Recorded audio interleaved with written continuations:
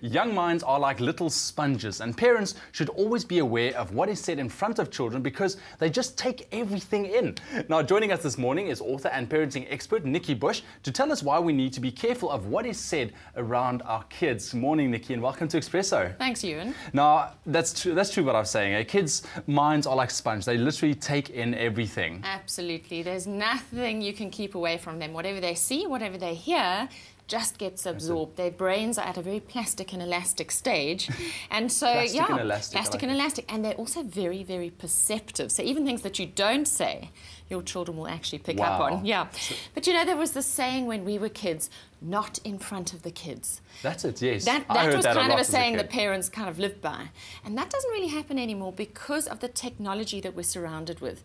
When parents are sitting in the car on their cell phones and they're on Bluetooth, and somebody phones in and announces that so-and-so was hijacked, or so-and-so has contracted cancer, or, you know, a lot of bad news gets shared over the phone. Now, in our day, our parents took the call in the study and they closed the door. And in fact, people probably wouldn't phone much before the kids were in bed at night. So what's happening now is the kids are getting all the information unfiltered. Straight up, and the parents don't have time to prepare their children for the shock value of what's coming. Wow. So us as parents as well, because of the technology, we are oblivious to these things. Yes, and kind of because cell phones are just on our person all the time, and because we take calls in the car, we kind of don't think before we speak, and we don't think before somebody speaks to us. And our children are taking it all in, and our conversations can harm or heal our children, depending on the content.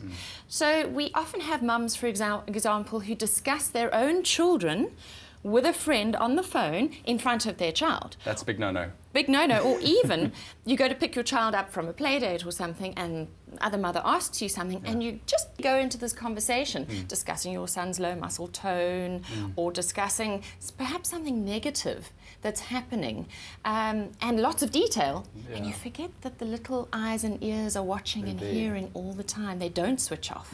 So they take it all in, and it does shape their world view, the way they see the world, the way they perceive the world. It shapes how they see themselves and it shapes their values.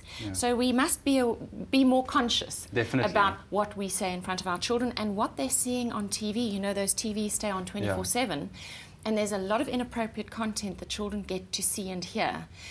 Don't forget that those things are also shaping your children. Exactly. So it's just up to us as parents to literally tune in and just be aware of what is said where and at what times. Yes, so here's a little exercise that parents can do.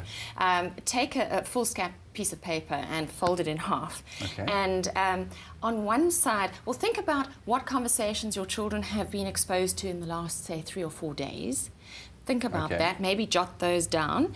And then on the other side of the piece of paper, think about what they might have witnessed you doing or saying. So if you've had a very stressful week, what was your personal organisation like? Were you very flustered? How did you cope with stress? So just have it, you know, take a little look at that. Then turn the piece of paper over and then write down on one side, what are the values that you think, after looking at those things that we've just discussed, that you're conveying to your children. And then on the other side of the page, what values would you like your children to learn, and see if there's a big difference between the two. And then, you know what, we have to get very courageous as parents, and we have to say, well, if there's a big difference between the two, what action do we need to take to fix things?